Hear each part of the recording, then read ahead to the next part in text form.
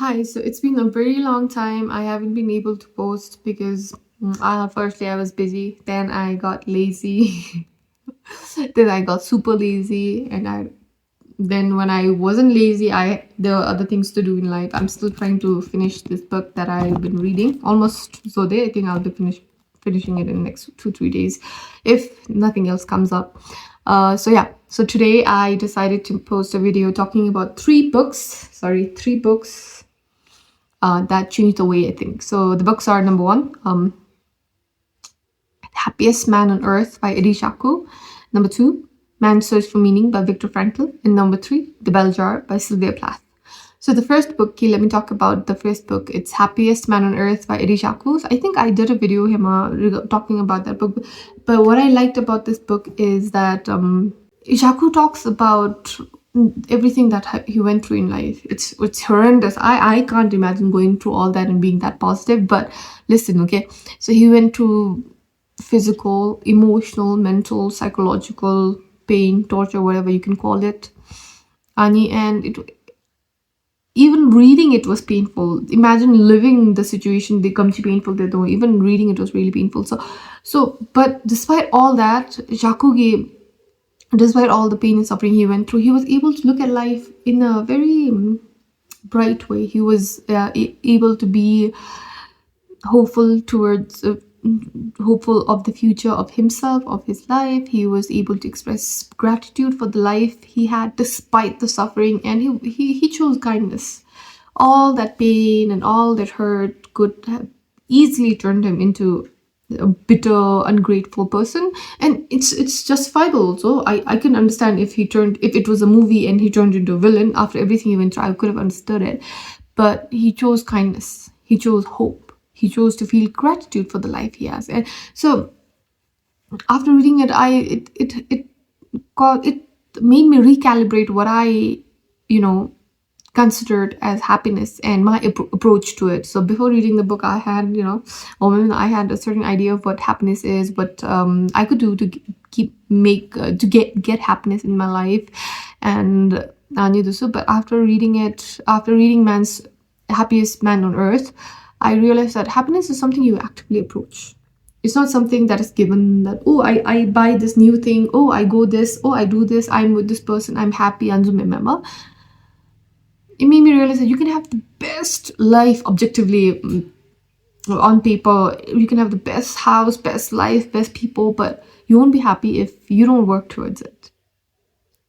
So happiness is an active process. It is something that you work towards building. It is something that you work towards achieving. So the book K, it reminded me that just because I'm sitting here and happiness, even happiness not just gonna fall from the sky and fall on my lap. I have to work towards it, and that even if life is shitty, even if circumstances are shitty, that I can actively choose to be happy. And the second book I read, that changed the way I think, was Man's Search for Meaning by Viktor Frankl.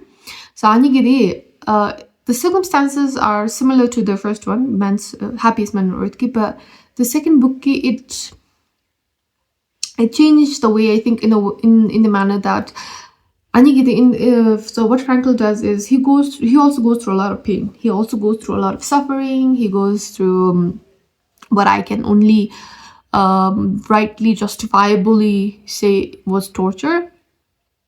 But despite going through all that, instead of turning into a bitter, disgruntled person, he chose to get something out of it, get a lesson out of it. He chose to look at it in a way that goes, so this is happening to me.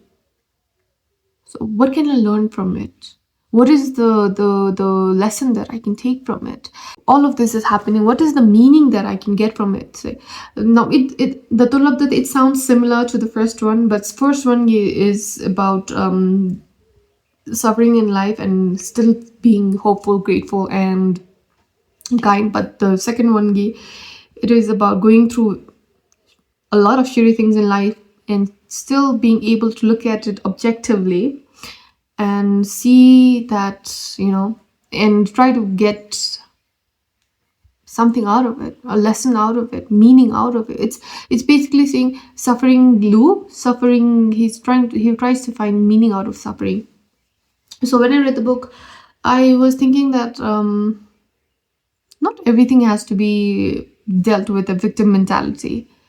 So Ani first book read the Ani thought moment, but second book man's search for meaning read the I was thinking, yeah, not everything has to be thought with a victim mentality. Just because something bad happens to me doesn't mean ngaluran ka happen biomo. Instead of thinking that, I realized I could think, okay, so this happened to me.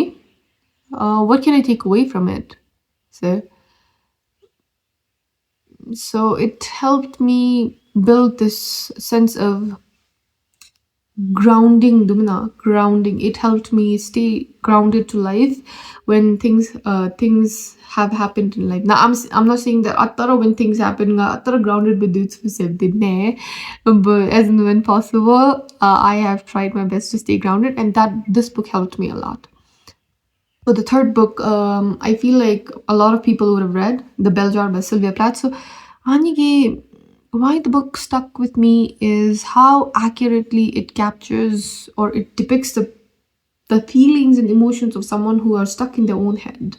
And, someone who feels disconnected from the world around them. Now, being someone who thinks a lot, yeah, I do tend to overthink a lot of things. So Anige, it was kind of relatable to a certain extent. And when I was reading it, I realized how, complex a person's thoughts can be and how complex a person's mental struggles can be. And complex yubde how invisible it can be. Not everyone who struggles mentally has a breakdown. Not everyone is pardon my language, but psychos may behave in me just because people are going through things doesn't mean that they have to. Not everything has to be a performance for the world to see. So when I was reading Sylvia Plath's The Bell Jar, I was thinking, okay, I can relate to some, like most of it, and it made me realize that maybe everyone can afford to be a little more empathetic towards the other person, because we never know what they're dealing with. We never know what they're going through. I'm not gonna lie, Hema.